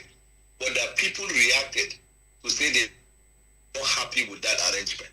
Now, these are empirical facts, yeah? You have not put it to litmus test. It's all about perception. Mm-hmm. And a lot of them in APC, they are not very happy. They say they will have to have a sit down and really review strategy. Otherwise, this will have cyclical and ripples effect along in other places. And that Asiwaju must not lose a single state in the West, because he will not get a single state in the South. But what's the possibility of that now that we've got two PDP states in the Southwest? What's the possibility of that based on empirical analysis of politics? So that means you're losing your base. If you know strategic warfare, you know that once your base starts going down, the war is getting ended. It's not that you're going to lose the war, it's getting ended. Because the greatest problem you can have as a unit of warfare is to have a crack within. And that's what he's having. Now, he's likely to win other southwestern states, but Lagos is not sure at the moment. And this type of things in politics, the minute something like that happens, people who are sitting on the fence will now make up their mind. Somebody who is on the fence will now say, Kai, there is danger. Since I'm not running on the ticket, let me find another political party, because not everyone stands on the basis of principle. Others, they are gravitating towards interest. So this is a big blow. Let me be very honest to you. It's a big blow to Asiwaju as a person and his movement. Then it's a bigger blow to the party APC. Okay, thank you so much. For all the. It is also a lesson for Labour Party, because Labour Party strongest hold is in the West. If you look at the way they were rejected in vote, they will now know the difference between. I'm just going to be honest. The difference between a social media driven campaign and grassroots based campaign. Okay. Yes, sir. I mean, thank you so much, Daniel. One thing is certain, we'll talk more, we'll analyze more, we'll introspect more as we go on, to this election. And we'll also want to extray, maybe academically now, that concept of the difference a lot of people say between a Southern Muslim and a Northern Muslim. That thing is a big point. I mean, if you read, I've been, because of all of this public debate and as a public intellectual, I've been studying a lot of, and I think you can get the book too in London, a lot of Professor Olufemi's Von book, Religion and the Making of Nigeria. It's a powerful classical material a lot of people should get and understand how religion evolved in the making of Nigeria. Religion and the Making of Nigeria, Professor Olufemi Von's book. That's what I've been studying a lot lately. And I've been getting some exciting insights. And that's why I picked up that question, and I'm also even picking up feelers around the first time this came to the front burner with even the early 2000s as regards to Sharia laws and things like that, And so there's so many insights I'm picking. But thank you so much, Bwala, for helping us with academic work today. Thank you so much. Really appreciate you. Thank you so much for your time. Thank you, sir. Bless you so much. All right. I have overshot my time. I apologize. Somebody has been trying to call me. He just wants to say hello. Let me see if I can call him back. You've been calling me +34. I can see you. Let me just call you back and just so you say hello and I wrap up the show. I apologize. I've exceeded my time. We got a lot of people on today. Hello, how are you? You want to say hello? Where are you calling from? Yeah, Rufai, good morning. I'm calling from Scotland. Great to have you from Scotland. My friend, what's your name? My name is Yudi Rufai. Great to have you, Yudi, from Scotland, my brother. You just want to say hello because we already wrapped up on the show now, so... Yeah, I just wanted to say hi to you. I know it's not the same platform I used to follow you guys on Arise News and the morning show. Yeah. I'm on multiple platforms. I'm on this. I'm also creating more platforms soon that you guys, will get to enjoy. So for me, it's that message of truth, that message of importance. Yeah, I just wanted to, not much, I won't take much of your time. I just wanted to commend you because, like I said, I've been going through following you guys doing the morning show on Arise. So most of the time, I can feel your pain, the way you moderate, the way you anchor. You understand? You are not doing what you are doing as a press or as a reporter or what do you have to say, but you just do as a citizen, as a Nigerian who feel the pain, especially about our wars, our politicians. But what can we do? What can we say? But just kudos, keep on going, and the way you are going, and all of your team. I hope one day God will be able to just get us a Messiah that we deserve. Thank you so Thanks. And most of the times when I listen to you, I almost shed tears because the same feeling that you got, it's the same feeling that I will be and I will share if I see the same seeds that you start.